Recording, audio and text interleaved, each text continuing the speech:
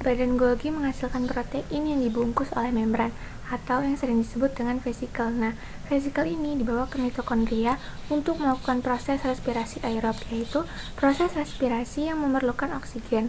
Nah, proses aerob yang terjadi di mitokondria itu dimulai dari siklus Krebs atau siklus asam sitrat. Sebelum terjadinya siklus Krebs, terdapat proses yang namanya glikolisis yang terjadi di sitoplasma, yang dalam prosesnya merubah glukosa menjadi asam pirufat dan menghasilkan 2 NADH dan 2 ATP.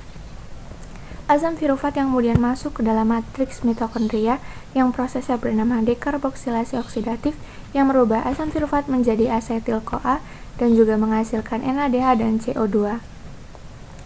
Asetil-CoA kemudian masuk dalam siklus Krebs yang letaknya masih di matriks mitokondria dan bereaksi dengan asam oksaloasetat menjadi atau menghasilkan asam sitrat. Nah, asam sitrat yang mengalami reaksi dengan bantuan enzim lalu menghasilkan 8 NADH, 2 FADH, dan 2 ATP. Jadi, siklus Krebs sendiri berarti serangkaian reaksi yang mengolah asetil-CoA mulai dari glikolisis glukosa untuk menghasilkan energi langsung berupa ATP dan elektron berenergi tinggi dalam bentuk NADH dan FADH. NADH dan FADH ini akan masuk ke rantai transport elektron yang ada di dalam membran mitokondria dan ruang antar membran yang dibawa keluar untuk menjadikan transport elektron yang menghasilkan ATP. Proses transfer elektron sangatlah kompleks, mulai dari elektron, hidrogen, NADH dan FADH dibawa mulai dari satu substrat ke substrat yang lainnya secara berantai. Setiap perpindahan itu, energi yang lepas digunakan untuk meningkatkan fosfat anorganik ke molekul ADP sehingga menghasilkan atau terbentuklah ATP. Nah, di bagian akhir terdapat oksigen sebagai penerima dan kemudian terbentuklah H2O atau air. Selanjutnya yaitu kita akan membahas mekanisme saat masuk ke dalam kloroplas. Nah, kloroplas ini adalah organel yang berperan dalam fotosintesis. Saat masuk di kloroplas, terjadi penangkapan energi cahaya di tilakoid. Nah, di tilakoid ini terjadi karbon dioksida dengan air yang terdapat di tilakoid. Dan setelah itu bereaksi dengan energi cahaya yang kemudian menghasilkan senyawa sederhana dari gula, yaitu C6H12 dan O6. Serta terdapat hasil sampingan yaitu oksigen. Ada pula senyawa pembantu yang dapat membuat reaksi tersebut, yaitu enzim protein dari mitokondria. Peroksisom adalah situs penting dalam penggunaan oksigen. Di dalam peroksisom sendiri memiliki beberapa enzim, salah satunya yaitu enzim katalase. Enzim katalase ini menetralkan beberapa substrat racun, salah satunya yaitu fenol dan juga asam metanoat. Pada reaksi ini disebut juga reaksi peroksidasi, di mana peroksisom menggunakan oksigen dan hidrogen peroksidasi untuk melakukan reaksi oksidatif. Selanjutnya ada enzim oksidase, yaitu menghilangkan atom hidrogen bebas ke substrat organik spesifik R. Enzim di peroksisom ini menggunakan oksigen untuk melepas atom hidrogen dari substrat organik R, yang kemudian peroksisom melakukan beta oksidasi dari asam berlemak rantai panjang seperti mitokondria. Dan semua protein yang dibutuhkan oleh peroksisom ini sebelumnya telah disintesis di sitosol. Selanjutnya yaitu ada lisosom. Lisosom adalah organel yang hanya terdapat di sel hewan. Lisosom ini terletak di membran sel. Lisosom itu produk dari Golgi. Badan Golgi memproduksi enzim-enzim hidrolitik atau protein yang berfungsi untuk mencerna makanan. Jadi, isi lisosom itu sebagai enzim pencernaan yang fungsinya untuk mencerna partikel makanan. Selain itu, lisosom berfungsi untuk menguraikan mikromolekul. Contohnya, ketika terdapat sel-sel yang rusak di dalam sel tersebut, maka keluarnya melalui lisosom. Lisosom juga memerankan dalam proses fagositosis, dan pinositosis. Mirip dengan kerangka manusia yang kita ketahui memberi bentuk tubuh, ternyata sel juga memiliki kerangka sel loh. Di mana yang pertama di sini ada mikrotubulus dan yang kedua ada mikrofilamen. Baik, ini adalah contoh susunan mikrotubulus dan mikrofilamen. Di mana mikrotubulus terlihat seperti pipa yang berwarna biru dan mikrofilamen terlihat seperti pipa yang berwarna merah yang berdiameter kecil. Yang pertama ada mikrotubulus yang berbentuk seperti benang-benang silindris yang disusun oleh protein tubulin, lalu bersifat kaku karena dia kan seperti yang kita tahu fungsinya membentuk sel, maka dia harus bersifat kaku. Berperan dalam pembentukan sentriol juga yang tersusun oleh 9 triple mikrotubulus yang apabila dia dipotong melintang maka dia akan terlihat jelas. Mikrotubulus juga berperan dalam pembentukan alat gerak berupa silia yang biasa ditemukan pada Paramecium caudatum, juga biasa ditemukan pada flagella atau bulu cambuk. Kedua ada mikrofilamen, bentuknya hampir sama seperti mikrotubulus. Dia sama-sama seperti benang silindris, bedanya mikrofilamen ini dia diameternya lebih kecil dibandingkan dengan mikrotubulus. Filamen ini dibentuk oleh protein aktin dan miosin yang biasa ditemukan pada otot. Filamen berfungsi untuk pergerakan sel, lalu juga berfungsi untuk endositosis dan juga eksositosis. Contohnya pada pergerakan amuba yang bergerak dengan menggunakan kaki semu. Dari selanjutnya adalah matriks ekstraseluler. Nah, matriks ekstraseluler ini adalah bagian di luar sel. Nah, nanti di dalam matriks ekstraseluler ini akan terdapat berbagai macam protein yang akan membuat suatu struktur. Lihat pada gambar di atas, salah satu pembentuk dari matriks ekstraseluler yaitu ada yang pertama ada serat kolagen. Perhatikan yang berwarna ungu-ungu itu adalah serat kolagen yang nanti akan bersinggungan dengan proteoklika. Proteoklika ini adalah struktur kompleks yang terdiri dari polisakarida yang nanti polisakarida ini akan berkaitan dengan protein. Jadi yang berwarna-warna hijau ini adalah proteoklika yang menempel pada sifat kolagen. Selanjutnya ada fibronektin yang sebenarnya adalah glikoprotein, yaitu karbohidrat yang menempel pada protein. Jika kalian lihat pada gambar, itu terlihat fibronektin yang sedang berikatan dengan protein. Ini ada protein integrin. Nah, protein integrin ini adalah protein yang tadi ditempeli oleh fibronektin. Bersinggungan dengan ekstraseluler yang nanti bisa digunakan untuk menghantarkan signal dan keluar masuknya zat atau transport.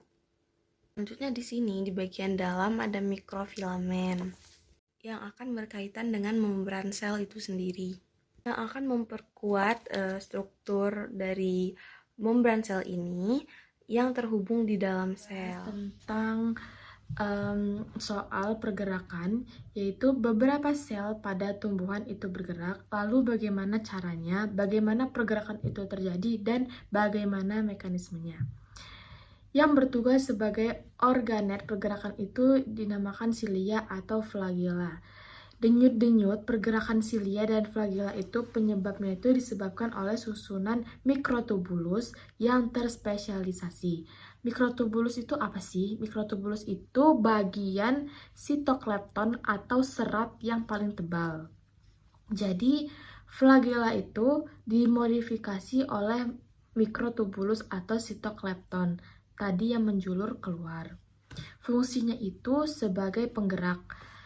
Jadi mekanisme pergerakan itu gini, ketika silia atau flagella menjulur keluar sel, flagella atau silia itu masih menempel, lalu yang mengulur-mengulur itu digerakkan oleh cairannya. Jadi dia tuh fungsinya tuh sebagai alat penggerak gitu, pelicinnya gitu. Terus tuh ada namanya poin pentingnya tuh ada motilitas atau pergerakan sel itu butuh interaksi yang namanya skeleton. Jadi silia atau flagella itu julukan dari skeleton. Motilitas atau pergerakan sel itu butuh interaksi sitoskeleton dengan protein motoriknya semacam kode-kode yang dapat bergerak gitu. Jadi sel itu memiliki sitoklepton gitu supaya dapat bergerak sitoklepton ini bekerjasama dengan molekul membran plasma hingga semua sel itu bergerak di lingkungan luar sel tersebut. Nah, protein motorik ini fungsinya melengkungkan silia atau flagella dengan cara mencengkam mikrotubulus dalam organel-organel yang bersaling berkaitan satu sama lain. Baiklah, untuk pembahasan selanjutnya yaitu ada tentang mikroskop.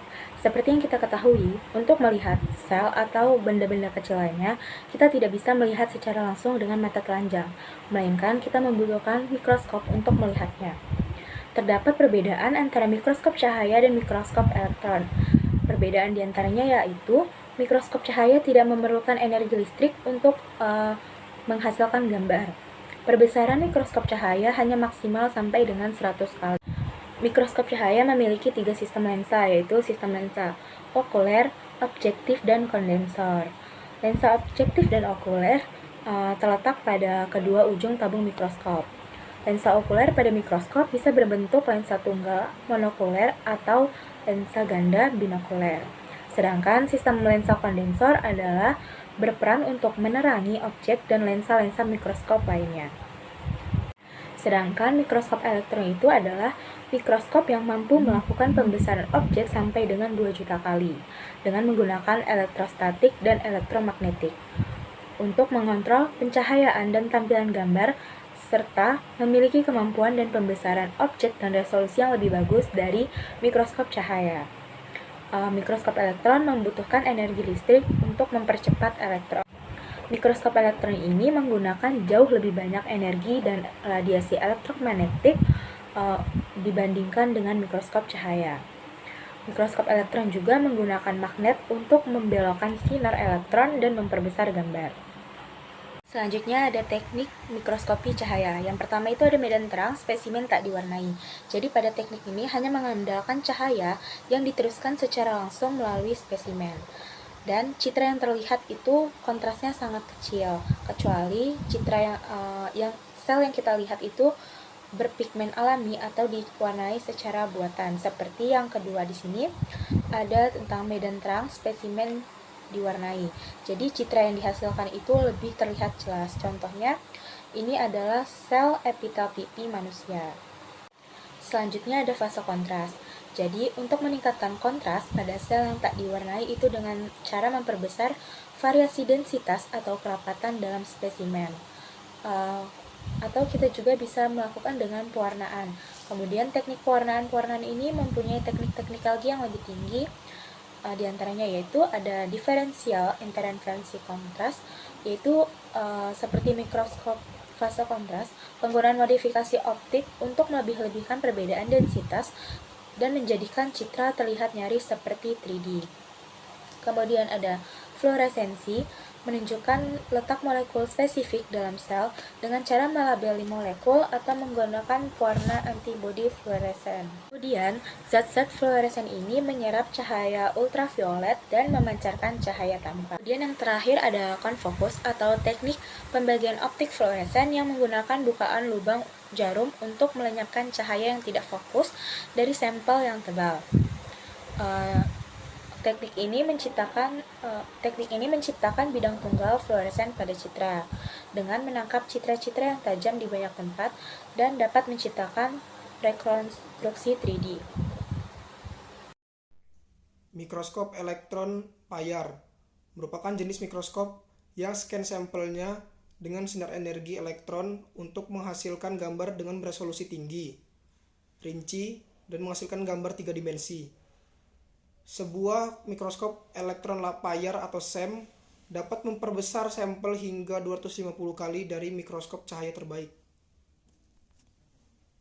Mikroskopi transmisi elektron merupakan teknik mikroskopis di mana sejumlah elektron ditransmisikan melalui spesimen tipis dan berinteraksi dengan spesimen yang melewatinya. Teknik ini memberikan informasi tentang morfologi, ukuran partikel, fase kristal, dan struktur kristal sampel. Bidang pandang pada mikroskop atau FOV adalah area maksimum yang terlihat ketika melihat melalui lensa mata mikroskop atau FOV lensa mata, atau kamera ilmiah yaitu sebuah FOV kamera. Untuk memaksimalkan FOV, diinginkan banyak aplikasi karena peningkatan throughput menghasilkan lebih banyak data yang dikumpulkan yang memberikan pengukuran statistik yang lebih baik untuk mendeteksi efek halus dan juga mengurangi waktu yang dibutuhkan mikroskop. FOV dibatasi oleh sejumlah faktor seperti lensa objektif, diameter tabung sistem optik internal mikroskop, lensa okuler, ukuran lensa sensor kamera ilmiah, dan adaptor pemasangan kamera. Untuk menemukan FOV maksimum, mikroskop mengacu pada nomor bidang Fn yang ditampilkan pada lensa okuler dan pada beberapa lensa objektif. Nomor medan hanyalah FOV maksimum yang diukur sebagai diameter objektif atau lensa okuler dalam milimeter. Namun, nomor medan selalu mengasumsikan tidak ada perbesaran sehingga untuk menghitung FOV yang sebenarnya, nomor medan harus dibagi dengan perbesaran objektif. Semakin banyak objek yang diperbesar, semakin kecil bidang pandangnya. Oleh karena itu, ketika ingin meningkatkan FOV, salah satu pertimbangan pertama harus selalu apakah mungkin untuk mengurangi perbesarannya. Mencocokkan FOV kamera ilmiah dengan FOV mikroskop. Lembar spesifikasi kamera akan menampilkan FOV kamera sebagai ukuran diagonalnya atau yang biasanya dalam milimeter. Idealnya FOV kamera diagonal harus sesuai dengan diameter FOV mikroskop untuk menangkap banyak mungkin gambar yang tersedia. Namun ini berarti bahwa FOV horizontal dan vertikal kamera akan lebih kecil dari diameter mikroskop.